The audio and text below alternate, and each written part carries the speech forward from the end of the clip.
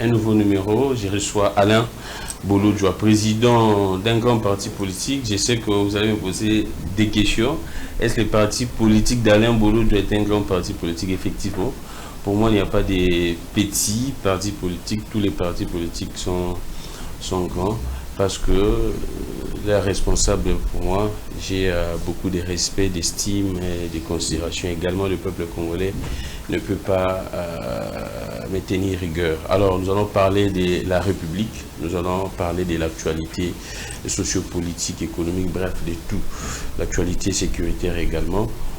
C'est vrai, ce qui domine, ce qui se dit entre les politiciens, c'est les dialogues pour résoudre la question sécuritaire. Mais la position d'Alain Bolodjoa, je sais que vous savez très bien, il n'est pas très favorable à un dialogue avec Félix Tshisekedi. Il est pourquoi, vous le savez également. Mais nous allons analyser, parce qu'après la déclaration de Félix Tshisekedi, qui souhaite un dialogue à son format, ici en République démocratique du Congo, soit à Kinshasa, organisé par des institutions, j'ai vu plusieurs réactions de l'opposition qui rejettent en bloc.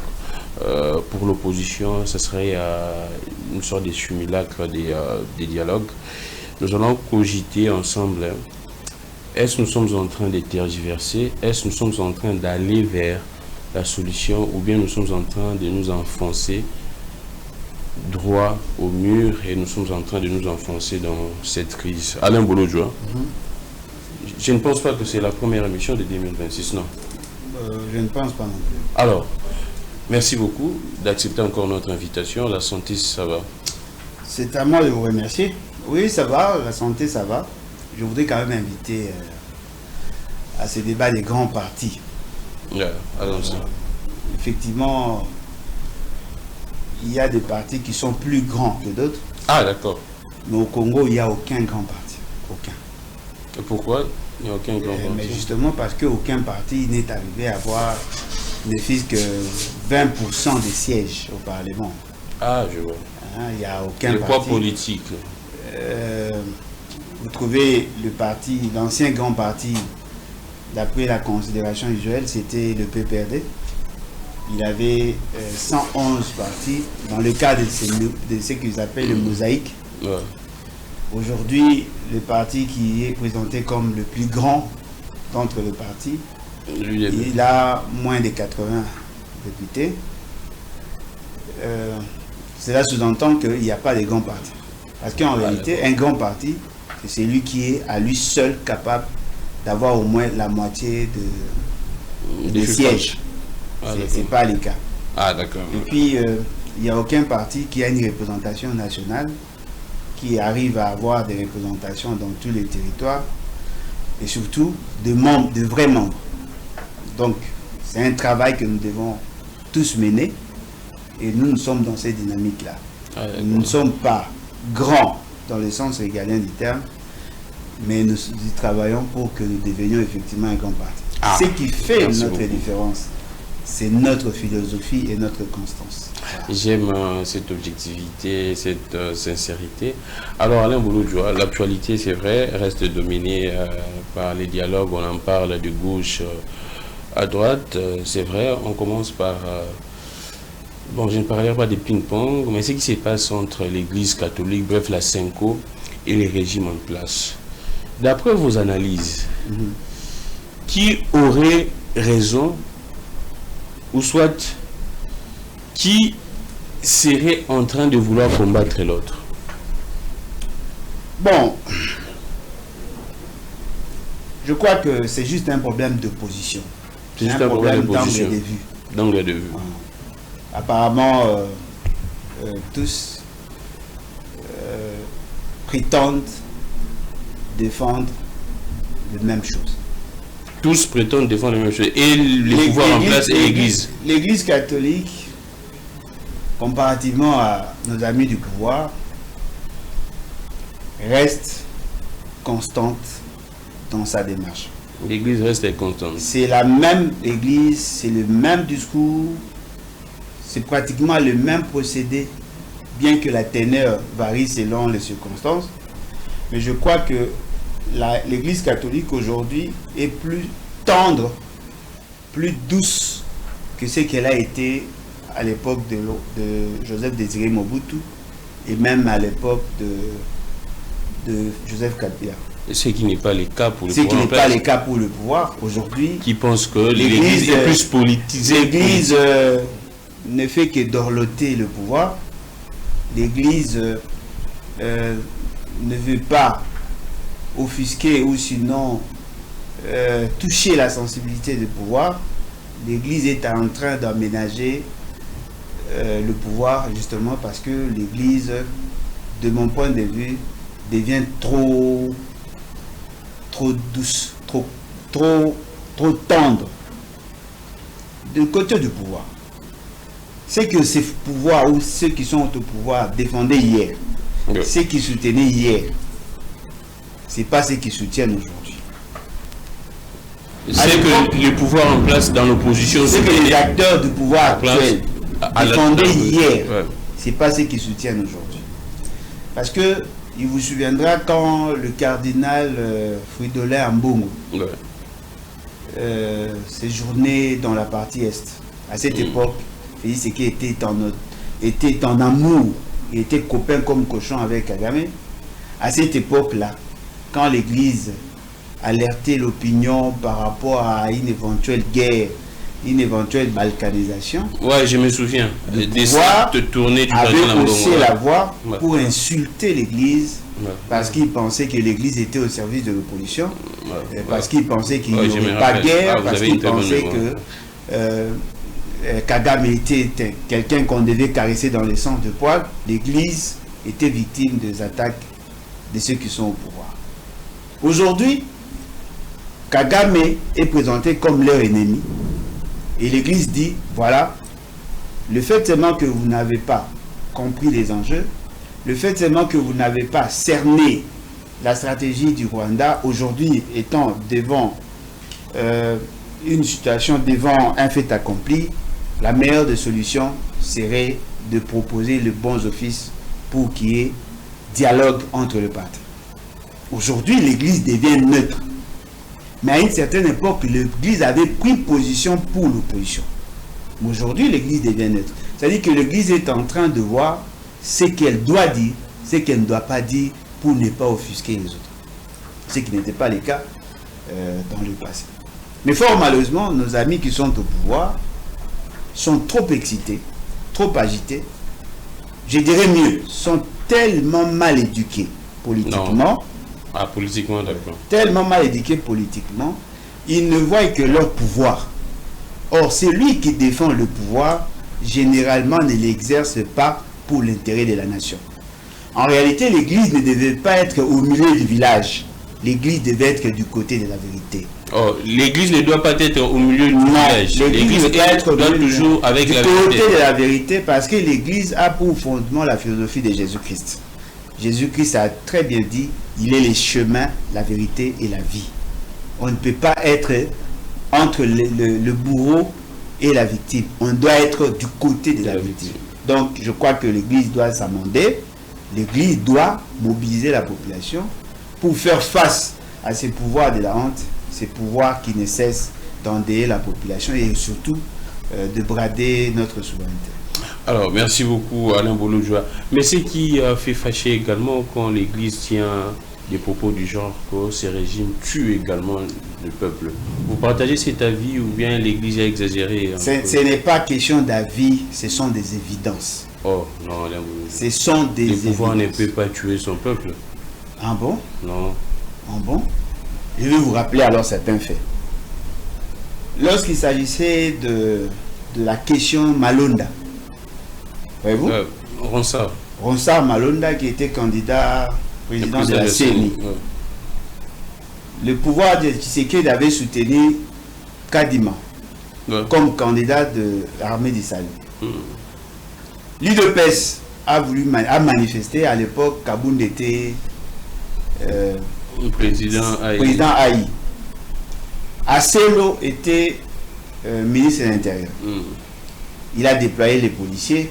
On a tué près de 9 militants de l'UDPS. 9. 9 militants de l'UDPS. Alors, qui a tué? Les policiers. L'État. Vous prenez à Goma,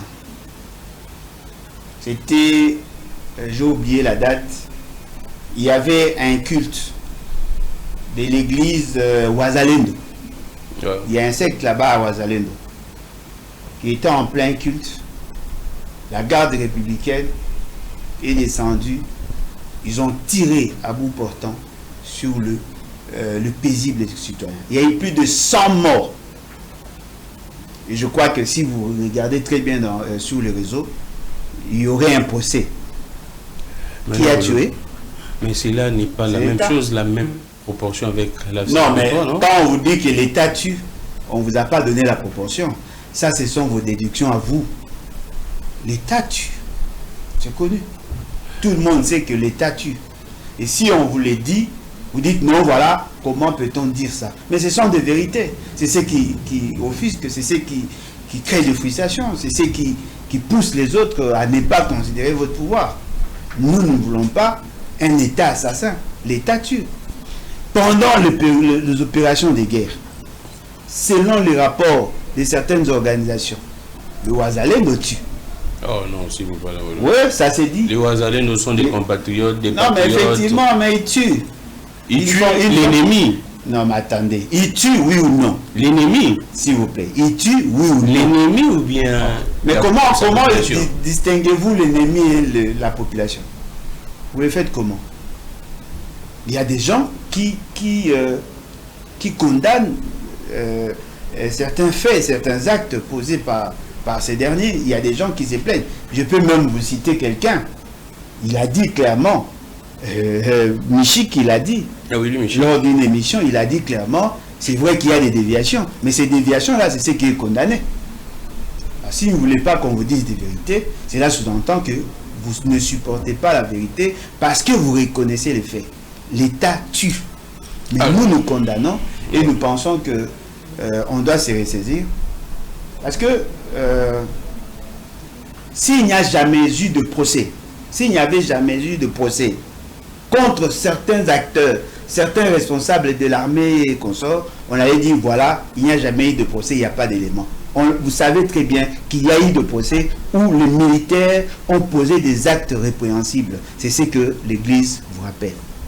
Alors, Alain Bolodjoua, j'aimerais que vous puissiez apporter des précisions, éclairer la lanterne de l'opinion.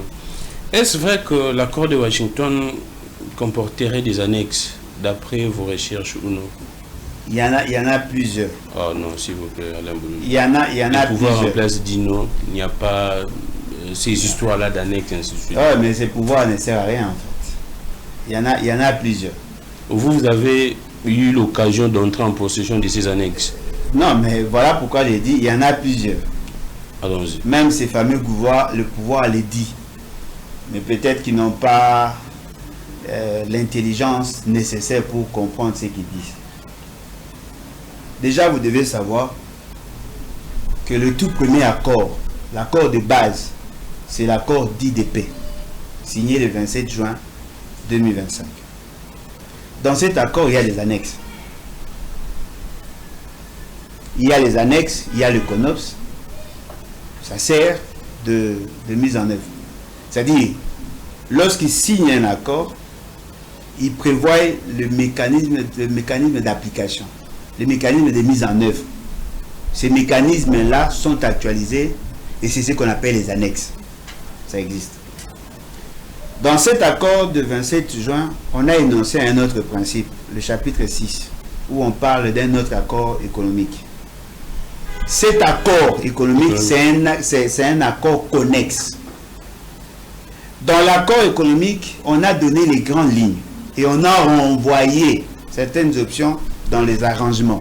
C'est-à-dire, la question de la gestion du parc ne sera pas négociée ou comment on ne prendra pas des options sur cette question de la même manière qu'on prendra des options sur les mines.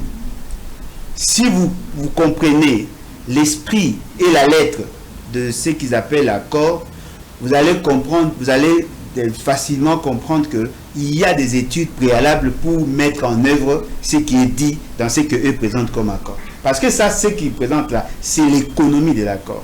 Mais la faisabilité... Ce qui est présenté, c'est l'économie de l'accord. Pratiquement les résumés. Non, mais les résumés, en fait. Mais les autres textes, par rapport à l'exploitation des mines, par rapport à la question des transports, par rapport à la question de l'énergie et l'électricité, par rapport à la question de la gestion du parc, qui vous l'a montré? Qui vous les a montrés? Qui a vu ça? La durée. Oui, la durée est reprise dans les accords. L'accord de 27 juin 2025 énonce déjà le principe de la durée dans, je crois, 8e chapitre. Le présent accord est signé pour une durée indéterminée. Oh, c'est vrai? Heureusement, j'en ai pas ici, je pouvais vous le montrer. Pour une durée indéterminée. Donc, quand le président de la CENCO parle des 99 ans... Non, mais il a totalement raison parce que personne ne peut le contredire. Chapitre 8. Non, on a tous suivi les porte-parole du Non, mais ne suivez pas, lisez. Ne suivez pas. Il n'a pas un cerveau à plusieurs étages. C'est juste un Congolais ordinaire. Lisez ce qui est dit. L'accord est signé pour une durée indéterminée. Mais il y a un toutefois. Allons-y. Il y a évaluation et il y a prorogation de ce qu'ils auront à faire. Quand vous allez dans l'accord économique, vous prenez par exemple la construction du corridor de Lobito, l'exploitation de ces corridors. On n'a pas fixé la durée. La gestion du parc. Le parc sera géré pour combien d'années? On n'a pas fixé. Parce que je ne pense pas qu'il y aura un temps où on va déplacer le parc. Le principe est que, comme nous avons en commun ces parcs, bien que je ne vois pas l'opportunité de co-gérer ensemble, mais l'option, le principe est que on doit gérer ces parcs ensemble. Quelle est la durée du parc? C'est-à-dire qu'on va faire ça à vie. La question de l'exploitation de gaz méthane, on va co-gérer. D'après vous, l'évaluation ou les estimations de la durée peut-être de combien? La question de l'électricité, ça va se faire comment? Parce que si déjà vous avez des barrages électriques que vous co-gérez ensemble, que vous exploitez ensemble, d'après vous, ces barrages peuvent être de combien d'années? L'exploitation de nos mines, on a estimé ça à combien d'années? Ce que nous disons, la durée est indéterminée et généralement, c'est au-delà de 100 ans. Il y a un élément évoqué également par Monseigneur Cholet, la clause de confidentialité. Je ne sais pas si vous aviez également analysé ça. Qu'est-ce que l'opinion pourrait retenir? Est-ce d'abord vrai, il y a des confidentialités, il y a des choses secrètes dans cet accord que seuls les partis ne doivent que savoir? Bon, en tout cas, ce qui est vrai, c'est que c'est généralement ça en fait. C'est comme ça quand on négocie en international, il y a des questions qui ne sont pas étalées en public. Ah, d'accord. Je prends l'exemple de la question de défense, la sécurisation des zones, des sites. On ne va pas vous donner ce qui se sont entendus. Ils ne vont pas vous donner la stratégie parce que la stratégie cesse d'être stratégie si elle est connue de tout le monde. Ouais. Donc il y a certaines options qui seront prises, il y aura d'autres décisions qui seront prises. Mais est-ce que c'est en faveur du peuple ou bien... Non, mais rien n'est fait en faveur du peuple. Oh, non, parce que dans la négociation, Félix Tshisekedi est en train de négocier l'après 2028. Si aujourd'hui il arrive à hypothéquer l'avenir de toute la nation, c'est parce que justement il ne défend pas la patrie, mais il défend le parti politique ou les avantages liés à la fonction. Mais ce qui se passe, c'est le pouvoir en place, soit le président négocie après 2028. Il négocie après 2028. C'est-à-dire sa sortie, son maintien, il est dans cette logique. Parce que s'il était dans la logique de défendre la patrie, il n'allait même pas signer des accords avec le Rwanda. L'accord de paix, on pouvait comprendre dans une certaine mesure, mais l'accord de coopération, c'est une manière de brader la souveraineté nationale.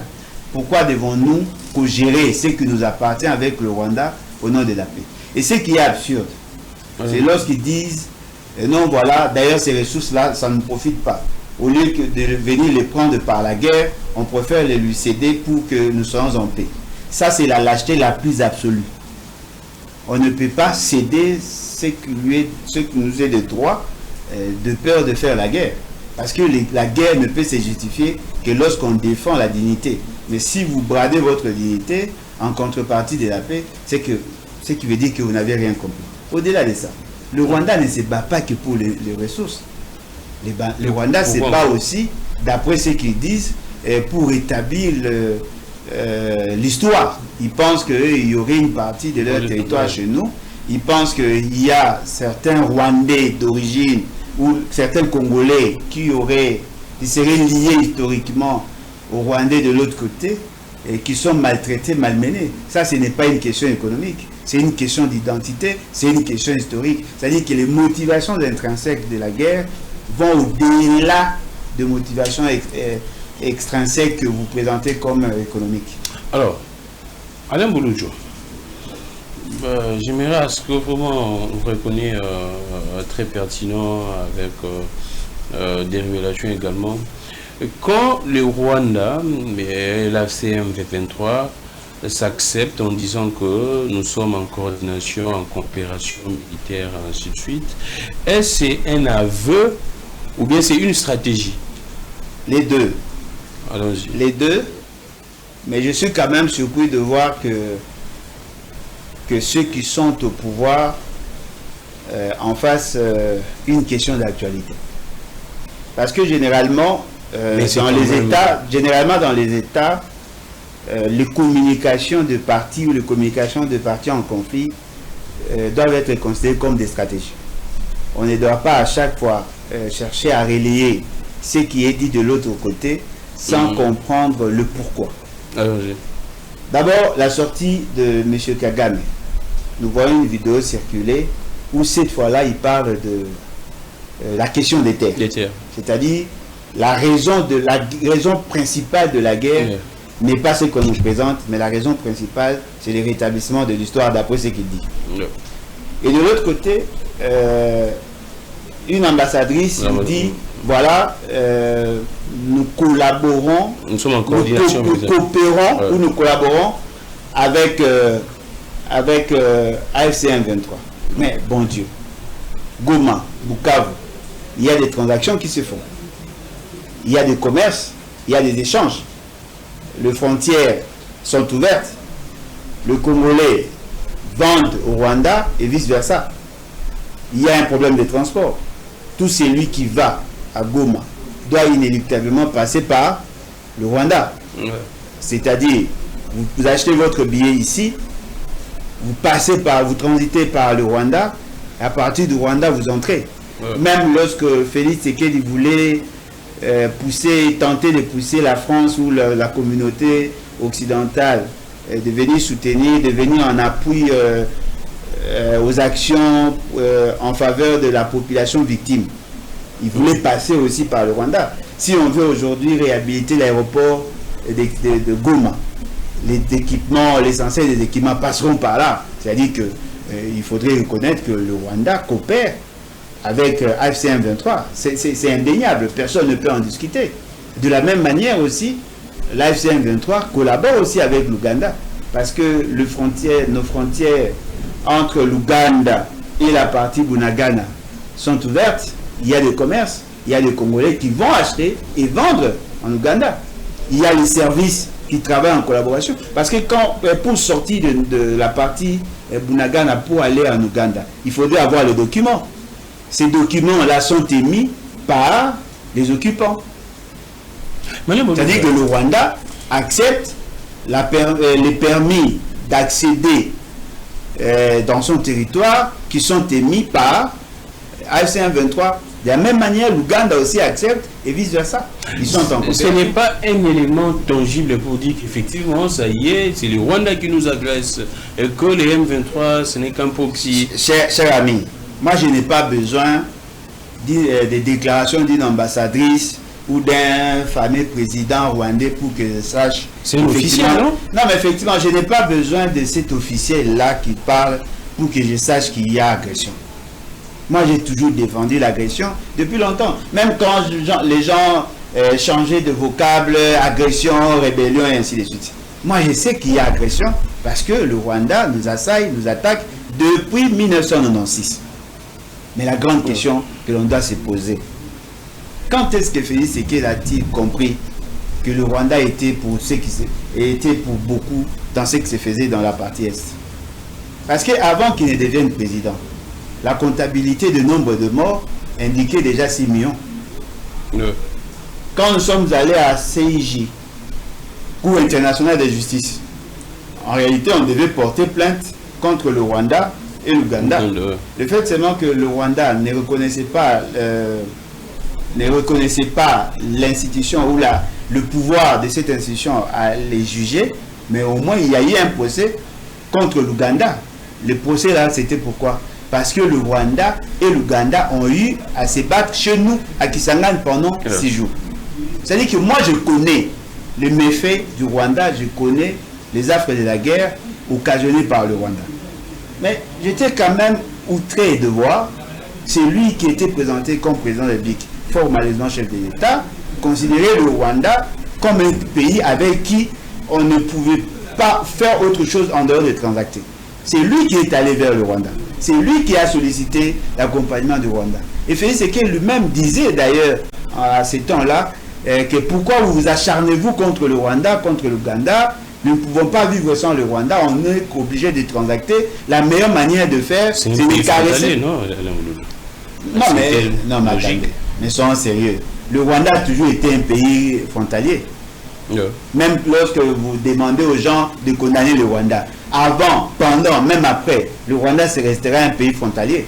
Si le Rwanda reste un pays frontalier et que vous acceptez, vous nous interdisez à nous de critiquer le Rwanda, de condamner le Rwanda. Aujourd'hui, vous nous obligez de condamner, de critiquer le Rwanda. Rien n'a changé par rapport à l'espace. Le Rwanda reste toujours un pays frontalier. Même pendant que vous les souteniez, le Rwanda était un pays frontalier. Aujourd'hui, la grande question que l'on doit se poser, nous sommes allés en international pour chercher de voies et moyens en vue de juguler la crise, n'est-ce pas? Nous avons signé 3 documents. 3.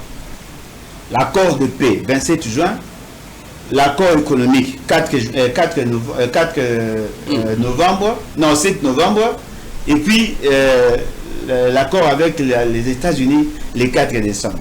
Je voudrais poser une question précise à M. Félix Tshisekedi et à tous ses adeptes.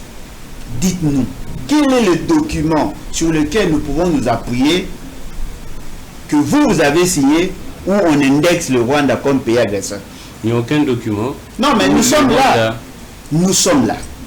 Rendez-nous un seul document que vous avez apposé votre signature où le Rwanda est indexé de pays agresseurs.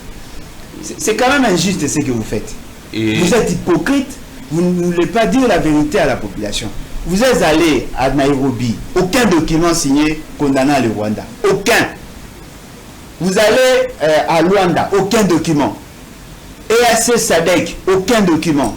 Union africaine, aucun document. Doha, aucun document. Vous n'avez jamais signé un document où on taxait le Rwanda comme un pays agresseur. Mais quand vous venez ici, pour des raisons de consommation interne, vous nous dites non, il faut condamner le Rwanda. Oui, nous l'avons fait avant vous. Mais vous l'avez fait sur base de quel document? Parce qu'il faudrait savoir que ce qui est dit à la télé est réservé aux non-initiés. Ce qui est dit sur papier est réservé aux initiés et aux générations futures. Parce que les vidéos vont passer. Vos déclarations là vont disparaître. Donc tout ce qu'on peut dire, si ce n'est pas couché sur papier, ça n'a aucune cristallisé valeur. Même. Effectivement, ça n'a aucune valeur. Or, vous, si vous regardez très bien, l'accord signé par ces fameux gouvernements de la honte, dans cet accord, le Rwanda est victime.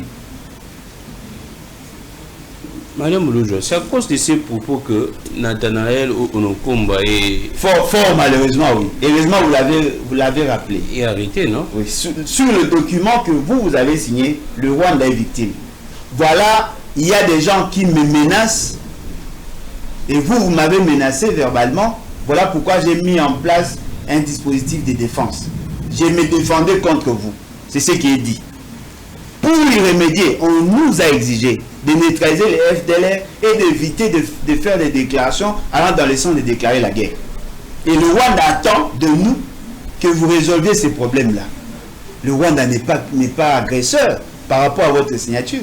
Le Rwanda est agresseur par rapport aux déclarations que vous faites à la télé. Qu'est-ce qui vous manquait pour faire ressortir ce que vous dites à la télé sur le document? Voilà, ils vont maintenant faire des raccordements frauduleux en disant non, voilà, dans le préambule de cet accord, on a fait référence à la résolution 2773.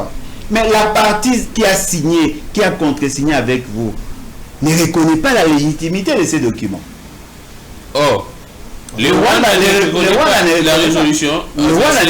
pas la résolution du Conseil de sécurité en matière de la question de le Rwanda est membre des Nations Unies. Le Rwanda n'est pas membre du Conseil de sécurité. C'est les experts du Conseil de sécurité qui ont donné les éléments incriminant le Rwanda. Oui. Nous soutenons parce que ce sont des vérités indéniables. Le Conseil de sécurité a pris une résolution incriminant le Rwanda comme pays agresseur. Si l'État congolais avait compris que le Conseil de sécurité défendait cette thèse-là, l'accord n'allait pas être signé. Ah, d'accord. Parce qu'on ne peut pas signer un accord qui contredit pratiquement ce qui est dit. L'accord de Washington contredit la résolution. Mais bien évidemment, parce que la résolution imposait au Rwanda sans condition de quitter les territoires congolais. Mais l'accord de Washington sollicitait plutôt du Rwanda dans les mesures de défense, et c'est à nous qu'on donnait la responsabilité de neutraliser les FDLR. La résolution 2773 ne nous a pas demandé de neutraliser les FDLR. On nous a interdit de soutenir les FDLR. C'est ce qui est dit. Madame Olojo, on va évoluer la télé sur les temps. Il y a une actualité qui fait débat depuis, qui fait rage, on le dit comme ça, depuis hier soir. La soirée parlant des ces dispositifs de drones qu'on aurait attaqués ou soit détruits par l'AFC M23 qui s'est ouvert au niveau de Kisangani. Qu'en est-il de tout ça? Qu'est-ce qui se passe exactement? En tout cas, je n'ai pas la maîtrise du dossier. Je pense que l'AFC M23, déjà par essence, est constitué des menteurs, des gens qui ont tendance à falsifier l'histoire, à dire certaines choses qui ne sont pas vraies. Mais fort malheureusement, et généralement quand ils parlent, la contradiction ne suit pas. C'est ça maintenant le problème. C'est ça la grande Jusqu'à présent, il n'y a aucune communication. Le gouvernement devait communiquer pour nous dire préciser exactement si effectivement ce qu'ils disent est vrai. Parce qu'il y a plusieurs sources. Il n'y a pas que le fameux gouvernement qui communique. Les autres aussi communiquent. Mais communiquent contre les intérêts de l'État. Et si vous qui prétendez être dans l'État et pour l'État, vous ne savez pas communiquer et donner le contre-information, ça risque de prendre de l'ampleur, parce qu'aujourd'hui, vous devez le savoir, les rumeurs vont vite que la vérité. Exactement. Et généralement, ceux qui ont la capacité de communiquer en premier arrivent généralement à séduire.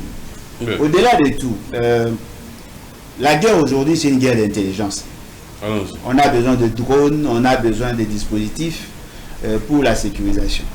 On va utiliser Kisangani, pourquoi? Parce que justement, à Kisangani, l'aéroport est propice, il y a possibilité d'envoyer à partir de Kisangani. On pouvait aussi utiliser d'autres territoires.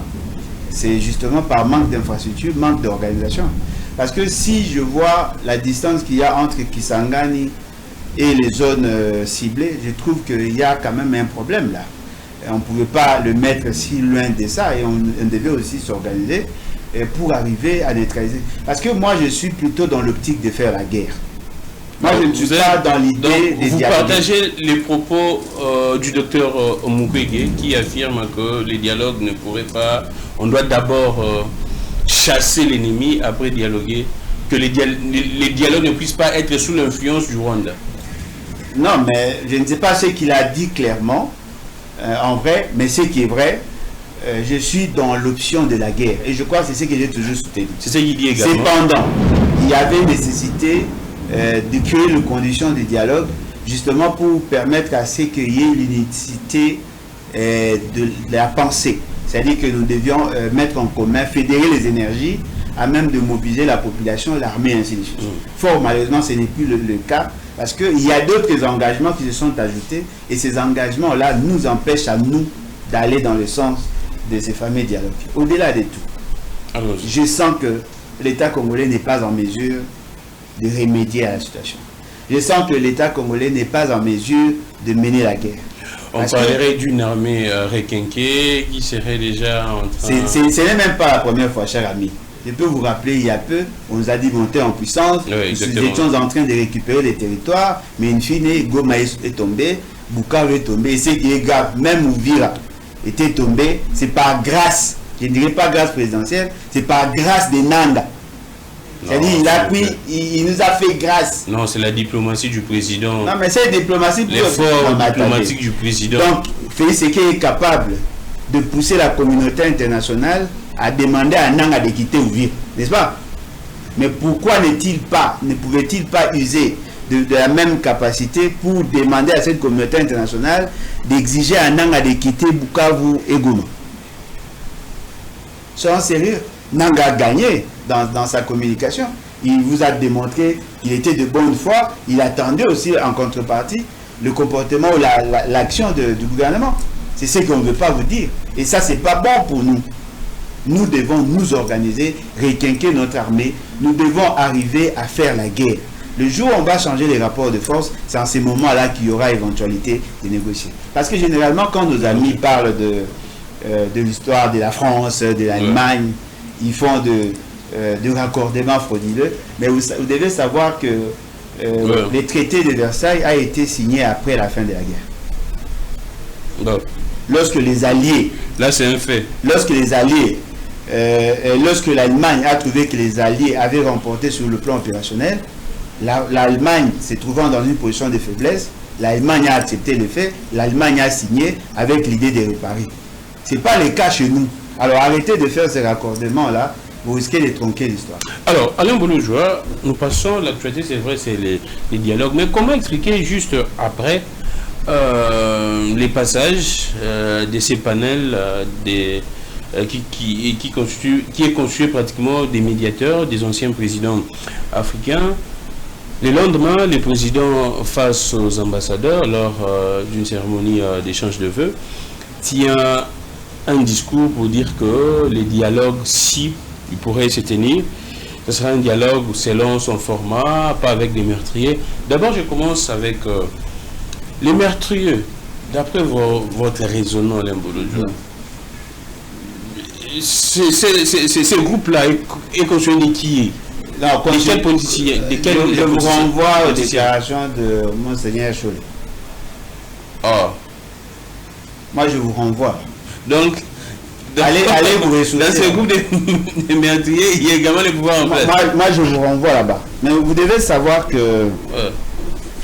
comment expliquer... Félix Tshisekedi, déjà au départ, je vous l'avais dit l'autre fois, il n'a ni le pouvoir d'accepter, ni le pouvoir de décider, de ne pas accepter. Oh, il n'a ni le pouvoir d'accepter, à ce stade, ni le pouvoir de ne pas accepter. À ce stade, il n'a aucun pouvoir sur la situation qui se vit présentement là. Mais quand il communique à deux niveaux. Il communique pour l'opinion internationale ou les initiés, il communique pour les incultes. Ces messages-là étaient adressés à ces militants. Non, il était face aux ambassadeurs. Non, mais effectivement, mais les ambassadeurs savent pourquoi il a dit ça. Oh, pourquoi? Mais justement parce qu'il voulait s'adresser à ces gens pour leur montrer que c'était lui qui décidait, c'était lui qui avait la force des décisions. Mais si vous entrez en profondeur dans ce qu'il a dit, Félix Tshisekedi a dit la même chose que Fayulu, a dit la même chose que les autres. Comment ça? Il s'embrouille éperdument et c'est très dangereux. Non, le président ne peut pas s'embrouiller. Oui, parce que c'est un... Le président a toute une équipe qui coordonne, qui harmonise. Toute une équipe, mais quand on regarde en termes de rendu, il n'y a rien là. Cher ami, sachez très bien que le dialogue aujourd'hui est imposable à tout le monde. Non, le dialogue aujourd'hui est imposable. À tout le monde, même nous qui refusons là. C'est irréversible. Même nous qui refusons là, on nous pousse à croire à ces dialogues-là. Par qui? Non, mais par les forces, ceux qui décident. Fort malheureusement. C'est à ce stade que la population retienne que le dialogue est opposable. On impose à tout le monde les dialogues. Même à Félix Tshisekedi. Alors, sachez-le très bien. dans la démarche de dialogue, lorsque l'Église catholique et l'ECC avaient soumis leur proposition, Félix Tshisekedi avait créé un cadre. Dans ce cadre, il était demandé à SCC et Senko d'aller travailler avec Lizzy Baman, puis qui cité l'autre fois. Et RC, voilà. Ils ont eu à travailler. Ils ont eu à travailler du côté de Mpassa. Ils ont fait 3 à 4 jours. Ah, la Senko, SCC et les autres ont eu à travailler pendant 3 à 4 jours. Ils ont pondu une feuille de route. C'est cette feuille de route-là qui était envoyée partout. Au niveau des Nations Unies, au niveau des États-Unis, la France, la Belgique. Bref, toutes les ambassades étaient informées. Et même certaines administrations, Union africaine, Union européenne, EAC, tout le monde a cette feuille de route-là. C'est ce qu'on exige à Félix Tshisekedi d'appliquer. C'est cette résolution, c'est cette feuille de route-là. Mais dans cette feuille de route, qui devait convoquer les dialogues? Qui? C'est Félix Tshisekedi. Il dit, non, c'est moi-même qui vais... Non, mais c'est ce qui est dit. Toutes les parties prenantes attendent de vous que vous convoquez les dialogues. Quand vous dites que non, c'est vous qui devez convoquer, vous voulez... Ce message-là est adressé à qui? Aux militants. Quand les militants vont entendre, ils vont dire, ah, c'est le chef, il a le contrôle de tout. Oui, mais personne ne lui a nié le pouvoir de convoquer. Parce que s'il n'avait pas besoin que lui me convoque, le dialogue allait être convoqué il y a bien longtemps. Tout le monde attendait de lui de convoquer le dialogue. Dans ce qu'il dit, il vous dit, il faudrait respecter les institutions de la République. On doit considérer les institutions de la République. Mais bon Dieu, mais pourquoi on attendait que vous convoquiez le dialogue? Parce que tous vous reconnaissent le pouvoir, parce que vous êtes présenté comme président de la République, entre guillemets, chef de l'État. C'est-à-dire Félix Tshisekedi n'a pas innové dans ce qu'il a dit. Le message de M. Félix Tshisekedi est adressé aux faibles d'esprit, n'est pas adressé aux initiés. Au-delà de tout, il dit que ceux qui ont pris les armes et tout ça. Mais ceux qui ont pris les armes, apparemment tous sont à Doha. Ceux qui ont pris les armes sont des gens pour parler à Doha. Ouais, exactement. Alors, s'ils parlent entre eux, ils ne vont pas venir dialoguer encore ici.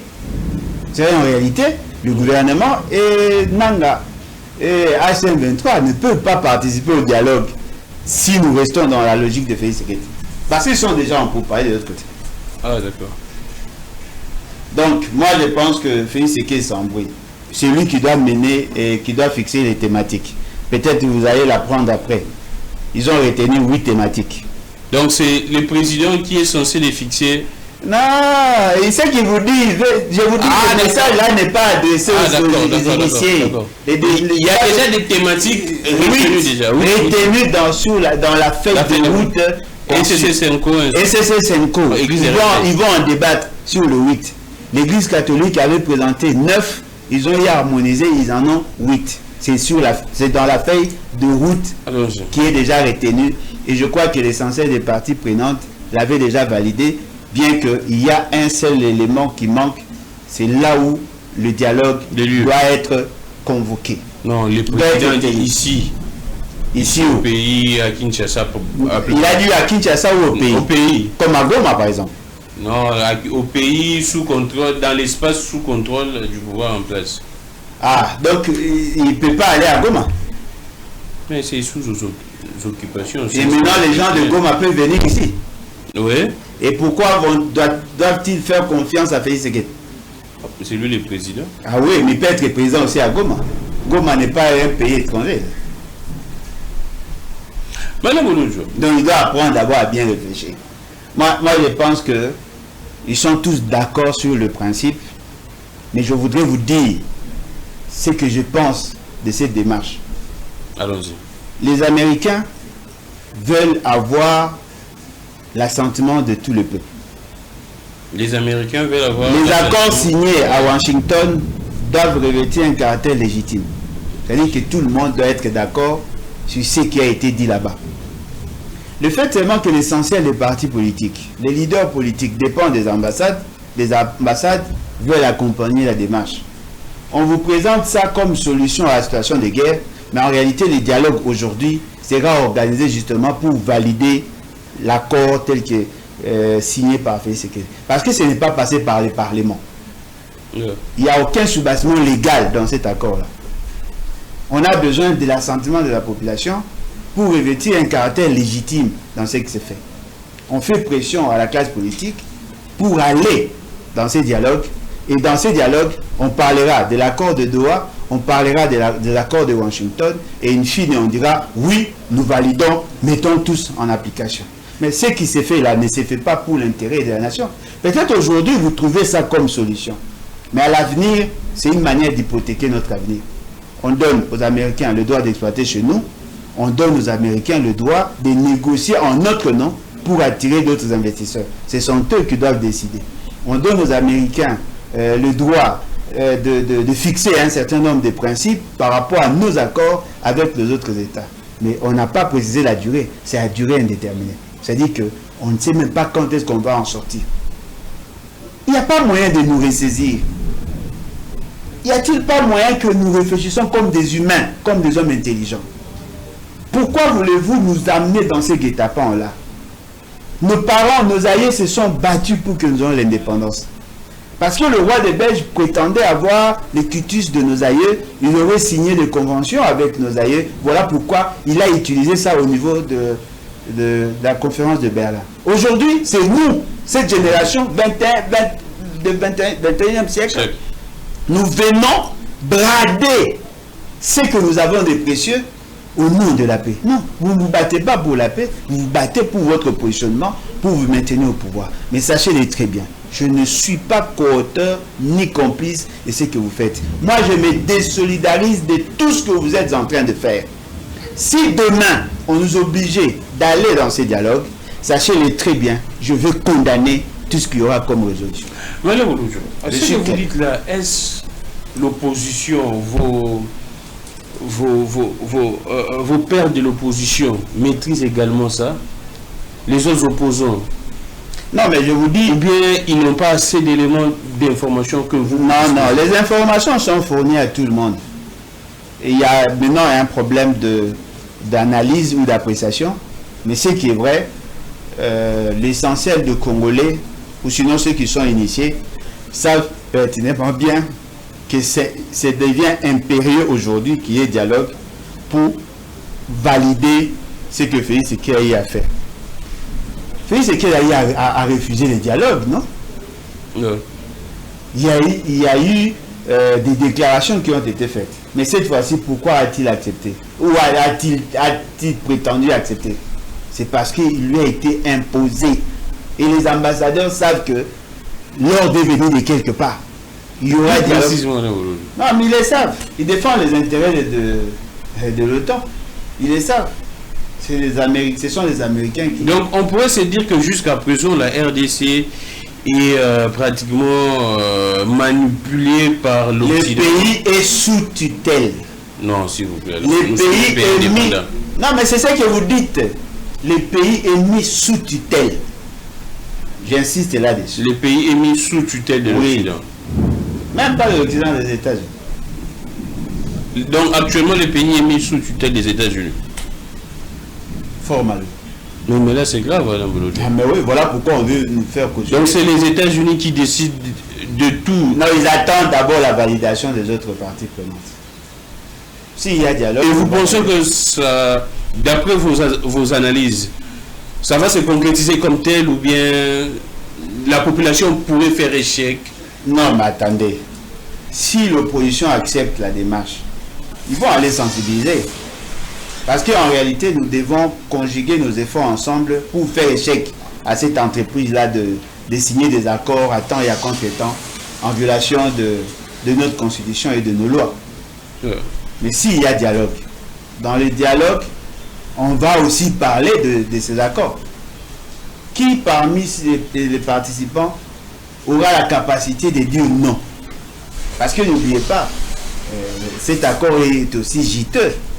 Il ne parlait pas seulement en termes de visibilité et tout ça. Il y aura à boire et à manger. Et vous savez comment le Congolais se comporte devant le boire et le manger. Soyons clairs, Alain Bouloudjo. Qu'est-ce qui va se passer concrètement? Cher ami, vous êtes ici, vous allez tout vivre en fait. Peut-être vous allez y prendre part, ou sinon vous allez assister. Non, moi il y aura aussi des journalistes qui vont... Moi je ne peux pas... Les journalistes seront accrédités. Moi je ne peux pas trahir... Les journalistes seront accrédités. Bon, je ne sais pas s'ils vont faire appel à nous, mais je ne crois pas. Je sais que moi... C'est vraiment décevant. C'est vraiment décevant. Mais quand vous dites ça me choque. Une élite n'est pas d'être en mesure de cerner les enjeux. Vous avez l'impression que nous y retournons avant 1960? Exact. C'est ce qui me fait mal. Donc tout ce que Lumumba a... On veut nous convaincre d'abandonner notre droit de décider en dernier ressort. Fort malheureusement. Alors, qu'est-ce qui restera de la souveraineté? Non, on fera semblant d'être souverain, mais il y aura certaines décisions qui dépendront des autres États. Et plus précisément des États-Unis. Fort malheureusement. Alors, Alain Bouloudjo, c'est vrai qu'à la fin, nous allons y retourner parce que nous tendons déjà vers la fin. Mais avant de boucler l'émission, nous allons placer également un mot pour que le peuple comprenne. On a l'ingala. Alain Bouloudjo, on a l'ingala. On a français, on a soukra. Le bon, on a l'ingala parce que moi également, je froid au dos, j'ai même... je ne sais pas. Mais Alain Bouloudjo, je ne sais pas. Je sais que vous aviez suivi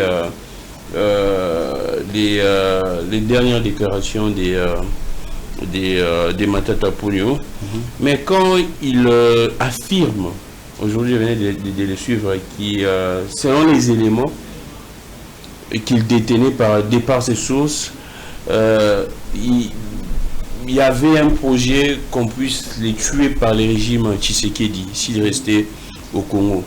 Vous pensez que le régime Tshisekedi peut arriver à assassiner ses opposants? Bon, je crois que déjà, moi, dans ma compréhension des choses, le régime Tshisekedi n'existe pas. Le régime, c'est un régime constitutionnel. C'est nous qui avons fixé les limites, la délimitation du pouvoir dans l'État. Nous avons organisé le pouvoir public. Félix Tshisekedi ne vient qu'avec son administration. Si Matata dit qu'ils avaient l'intention de l'éliminer à partir de la prison, la grande question que l'on doit se poser, qu'est-ce qui allait leur empêcher de faire ça? Est-ce que physiquement, ne serait-il pas en mesure de le faire? Ou sinon, peut-être moralement, ils ne trouveraient pas l'intérêt d'éliminer. Moi, je rentre un peu dans ce qu'il y a eu dans le passé. Allons-y. Matata a dit qu'il était empoisonné. Il vous souviendra lorsqu'on l'avait arrêté. À l'époque, je crois, de la Cour de cassation, si je ne m'abuse pas, il était arrêté, on l'a amené quelque part, et puis à la fin, il a fait la déclaration disant qu'il était empoisonné. Avez-vous vu une institution où quelqu'un s'y opposait, apportant d'autres éléments, ou avez-vous vu l'État obligé à Matata de faire le gamma G2 ou le test de toxicité pour voir si effectivement il était empoisonné ou pas? Et pourtant, c'était grave. Ouais. Lorsque quelqu'un qui était interpellé par les agents vous dit qu'il a été, pendant qu'on l'avait mis en quarantaine, il était empoisonné. Mais personne ne l'a contredit. C'est ça, c'est ce qui est surprenant. Moi, si vous me dites que je vous ai empoisonné, je vais dire que c'est faux ce que vous dites et je vais exiger à ce qu'on fasse des tests. Mais personne ne l'a fait. Et pourtant, l'État avait tout le moyen de le faire. Une manière de dire, qui ne dit mot consent, c'est-à-dire vous avez consenti.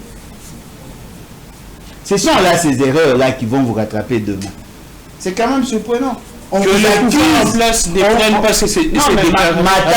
Matata avait déjà accusé ses pouvoirs. Que les pouvoirs ne prennent pas ces déclarations à la légère. Non, mais Matata, vous avez déjà accusé de l'avoir empoisonné. C'est pas la première fois. Alors, qu'avez-vous dit? Rien du tout. Est-ce que Matata ne se victimise pas? Non, mais bien évidemment, il peut avoir cette intention-là. Mais le fait seulement qu'il avait fait la même déclaration avant.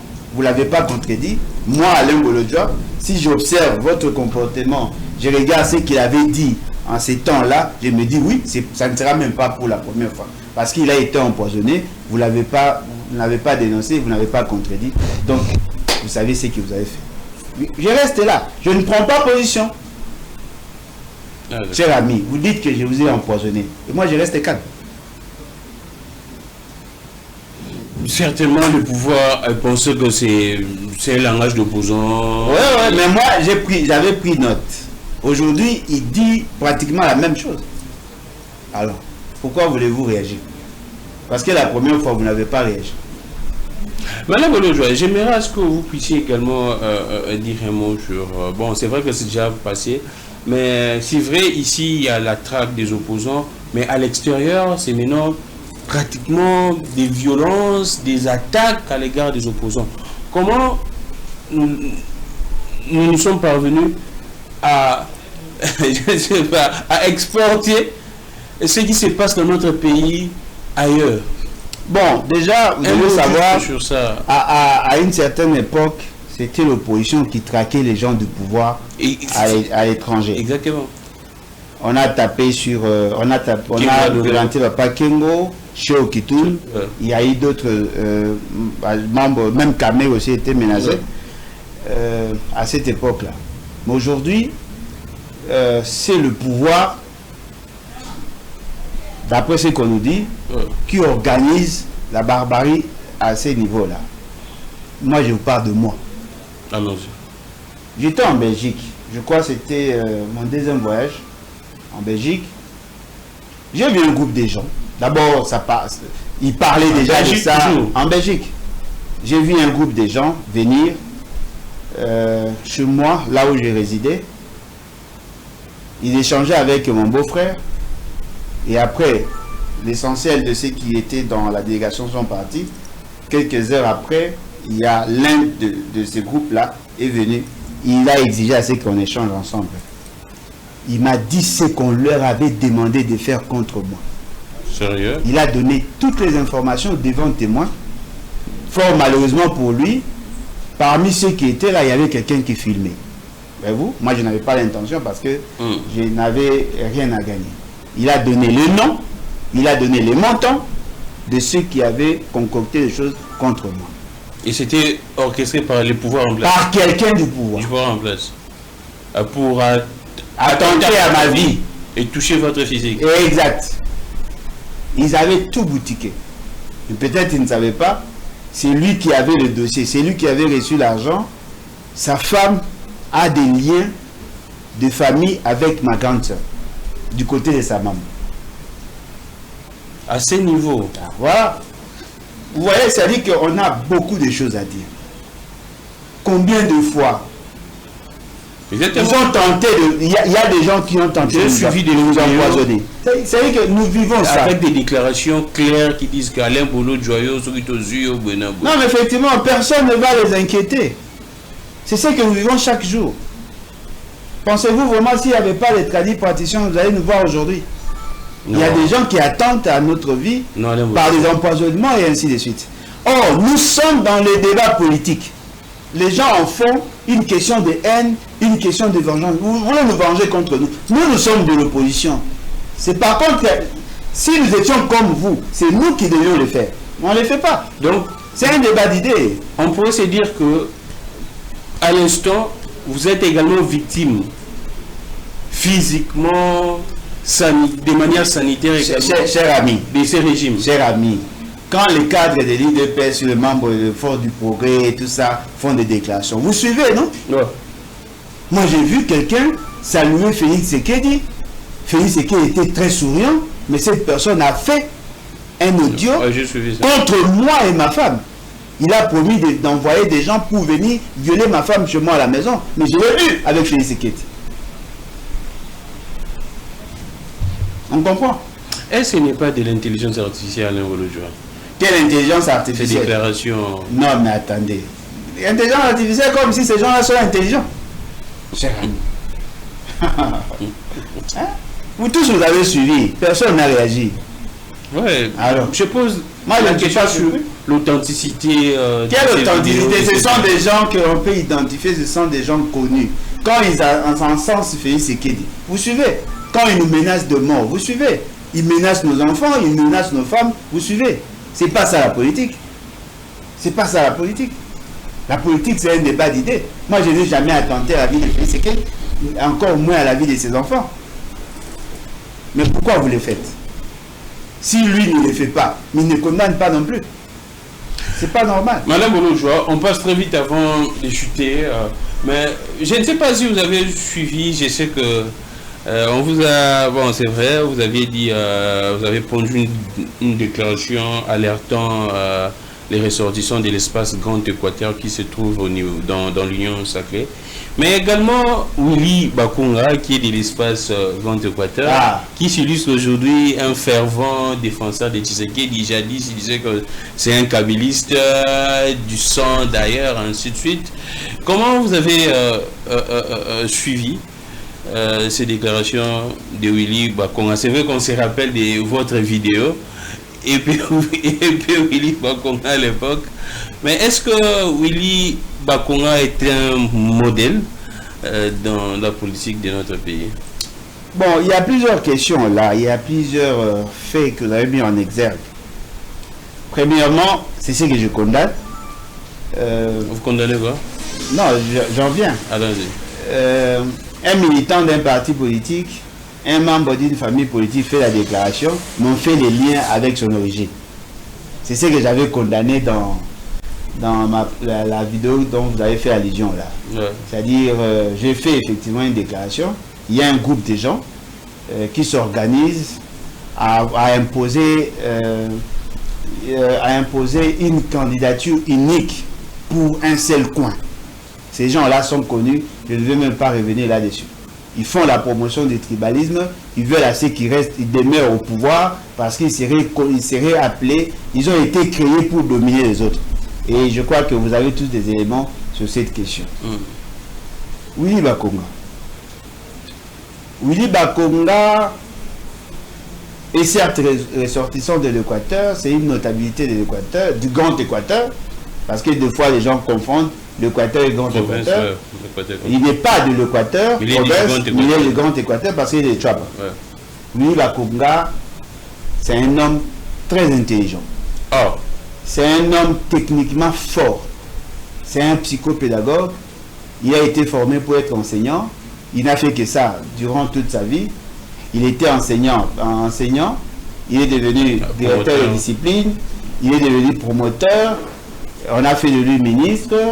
C'est lui qui a mis en place le plan opérationnel de la gratuité de l'enseignement. Donc, il mérite, le plan, il mérite techniquement, il est apte, il peut assumer cette fonction-là. Et d'ailleurs, moi, je ne lui ai jamais reproché le fait d'avoir détourné l'argent, mais j'avais dit ceci, qu'il a créé des écoles sans accompagnement. C'était ça la vidéo. La vidéo de EP Willy Bakonga, c'était justement pour vous dire qu'ils ont créé beaucoup d'écoles sans support. C'est ce que moi j'avais dit. Mais il n'a jamais été jugé pour avoir détourné l'argent. Il a été jugé, condamné, le fait d'avoir au Congo-Brazza, lui et son fils, l'argent, je crois 33 000 $, il voulait prendre l'avion, il voulait passer la frontière sans déclarer cet argent. C'est pour ça qu'il a été arrêté. Comme il avait la fonction, il était ministre, on l'a ramené ici pour qu'il soit jugé. Il a été condamné, mais il n'a jamais été jugé sur des questions qui touchent aux finances de notre pays. Cependant, il ne fait pas preuve d'une bonne moralité. Parce que, au-delà de tout, on ne peut pas encenser un monsieur comme Félix Tshisekedi. On ne peut pas considérer que la vie de la patrie ou de la nation dépendrait... Il dit que c'est le président, il a l'amour du Congo. Non, mais l'amour ne suffit pas. On doit les laisser après 2028, il n'y a aucun péché. Non, mais attendez. Mais voilà pourquoi j'ai dit, c'est là mon intervention en fait. Allons-y. Lorsqu'il s'agit de l'État, on ne parle pas de péché. Le péché, c'est dans la religion. Il n'y a pas de péché, oui. C'est une manière de parler. Non, mais voilà pourquoi j'ai dit. Vous dites qu'il n'y a pas de crime, il n'y a pas de... Non, mais non, il n'y a pas de violation des textes. Ah bon? Il n'y a pas de violation des textes. Mais s'il n'y avait pas de violation des textes, pourquoi lui, il en parle? Ah, d'accord. Si ce n'était pas interdit, pourquoi il en parle? Si Félix Tshisekedi était en droit de rester au pouvoir éternellement, si c'est ce qui est consacré, il n'a pas besoin d'en parler. La Constitution et les lois de la République ont fixé les missions et les mandats d'un président de la République. Un mandat de 5 ans avec éventualité de renouveler une seule fois. Ce sont des principes de gestion. C'est ça la beauté de la société. Vous voulez qu'il soit président de la République. Mais s'il n'y a plus de République, il ne sera pas président. Vous voulez qu'il soit chef de l'État. S'il n'y a plus d'État, il n'y a pas de... Oh, l'État, comme la République, ce sont des réalités sociologiques dont la base essentielle, c'est le droit, c'est le côté juridique. Il y a la Constitution, il y a les lois. Vous dites non, parce que moi je l'aime, il peut demeurer comme il veut. Alors, essayez de vous imaginer, Ouli Bakonga est de l'Union sacrée, il veut maintenir Félix Tshisekedi par la force. Moi, Alain Bolodjoa, qui n'apprécie pas vraiment trop Félix Tshisekedi, je veux qu'il parte. Donc on doit faire la guerre. Non. Alors, si vous ne voulez pas qu'on fasse la guerre, restez dans la loi. Pourquoi voulez-vous à chaque fois fragiliser la Constitution? C'est la Constitution qui vous protège. Si aujourd'hui nous avons la possibilité de nous mouvoir, de faire ce que nous faisons, parce qu'il y a une Constitution. Mais si vous marchez sur cette Constitution, il y aura la guerre civile. C'est clair. Ah, d'accord. Alors, évitez vos discours là. Je sais que les gens ont besoin de faire des demandes d'emploi. Faites-le avec élégance. J'ai suivi l'autre. Il y a beaucoup d'égarés dans l'Union sacrée qui font ces déclarations-là. Félix Tshisekedi n'est pas le meilleur des présidents.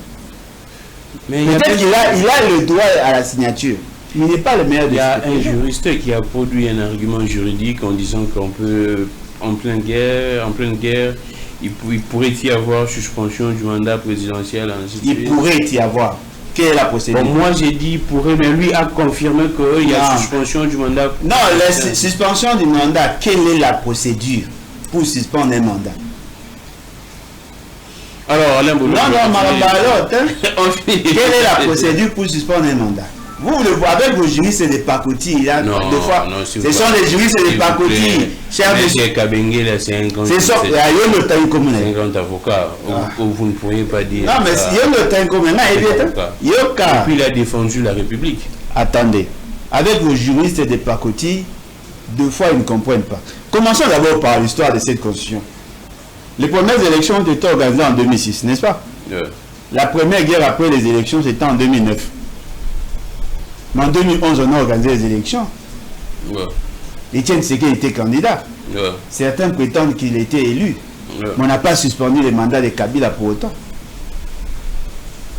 En 2009, CNDP, il y avait guerre. Mais on n'avait pas suspendu. En 2011, on a organisé les élections. Où était-il, lui, les juristes de l'État? En 2012, 2013, il y avait guerre.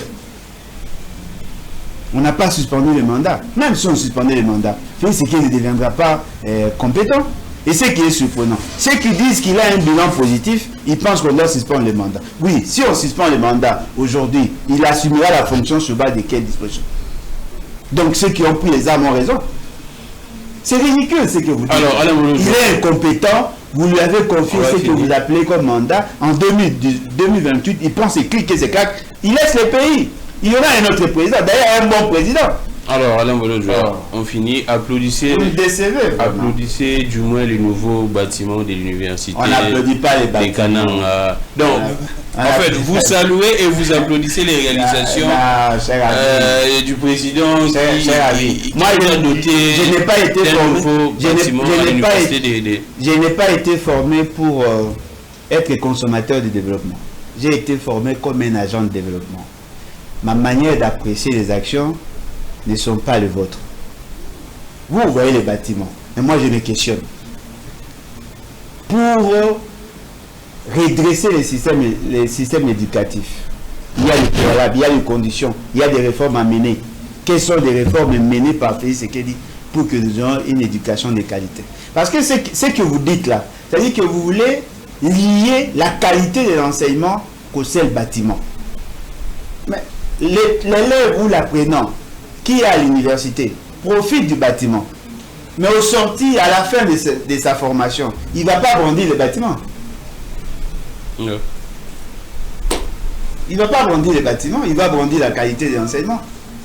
Et puis, ce n'est même pas le premier bâtiment à avoir été construit. Lorsqu'on construisait l'université de Kindu, Tshisekedi n'avait pas applaudi.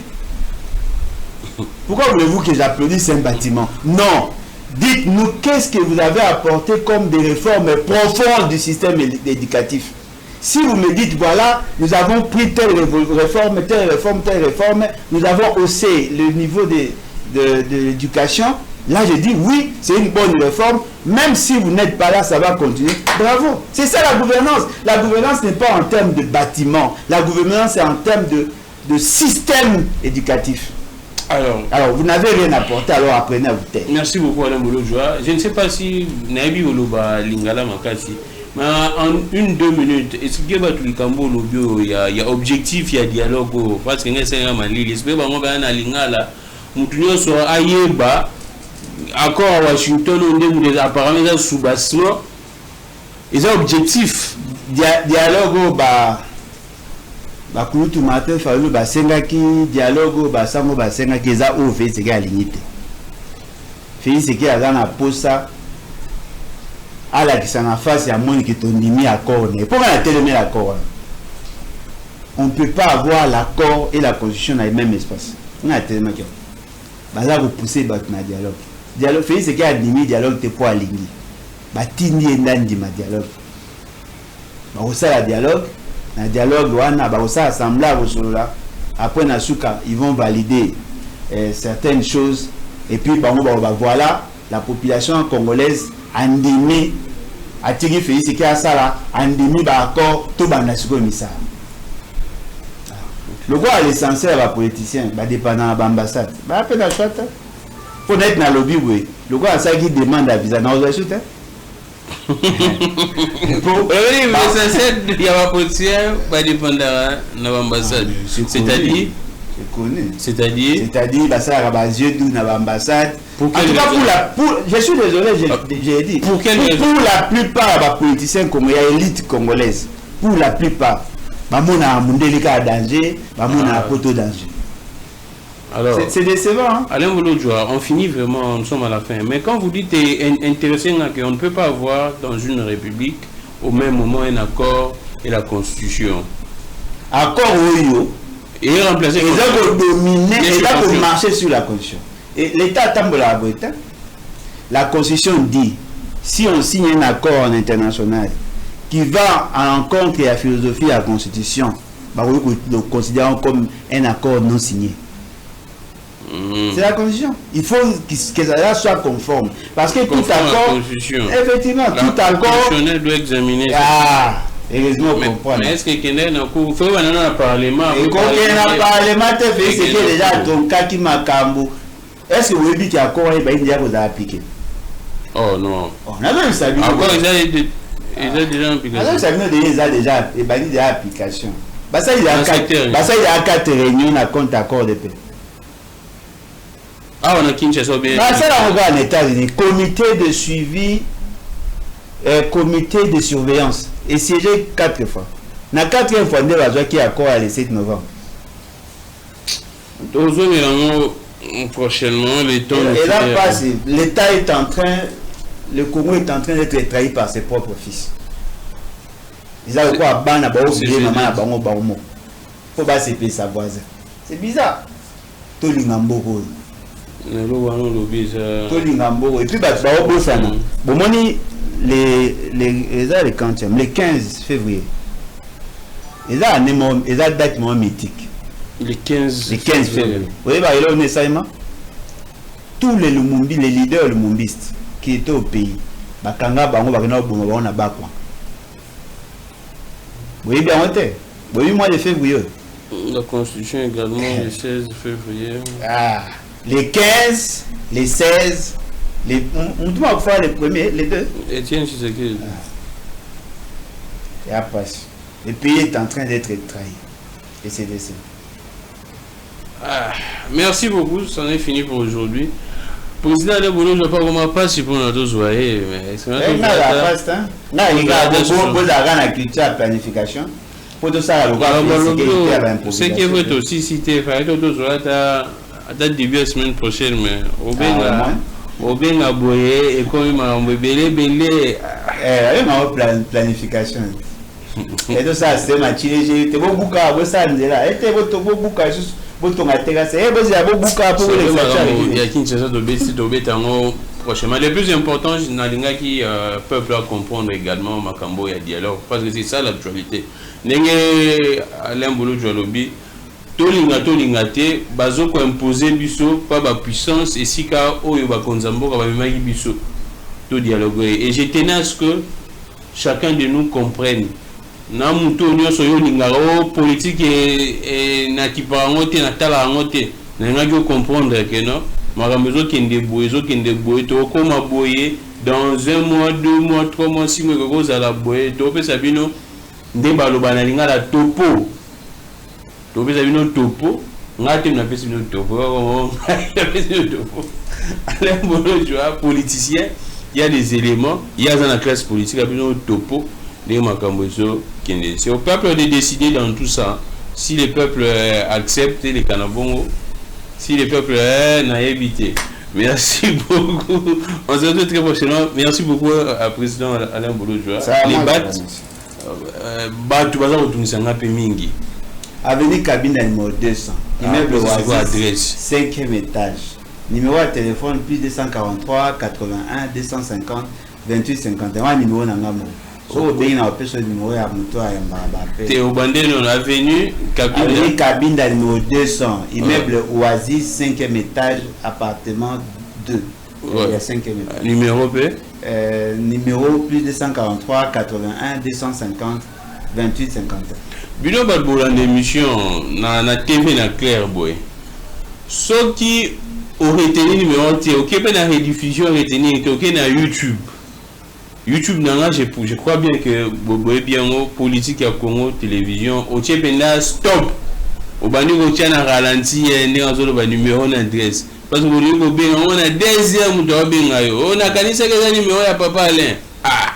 Numéro bon mon na numéro émission, ils ont numéro invité. La salle a le faveur, invité à PC numéro. Mais quand vous voyez le numéro mentionné, c'est le numéro de l'émission. Ils avaient où un journaliste était. Pour ce Bengi Ozoa TV. Moment où il y a 2 heures, oh non, n'a pas de numéro, il n'y a pas pas. Papa n'a pas ce numéro pour retenir en haut les gens qui ont besoin d'adhérer dans les battes. Également, génération, rupture peut obéir à l'issue. Tu es ça bien ma casse, on a génération rupture. Ça n'est fini pour aujourd'hui, on va se retrouver. Inspiration il y a Owen, hein? Owen vous saignez, ouais. Inspiration. Mais n'a habité. Opposant un peu moi j'ai suivi tous les opposants qui disent clairement il y a dialogue, il y a un format, il y a une déclaration, il y a consommation. Populaire.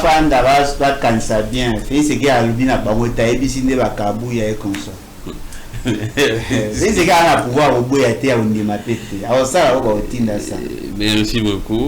Je suis Grammy Clément, que les dieux de toutes les inspirations continuent de nous inspirer et de vous inspirer autant. On se retrouve très prochainement. Au revoir.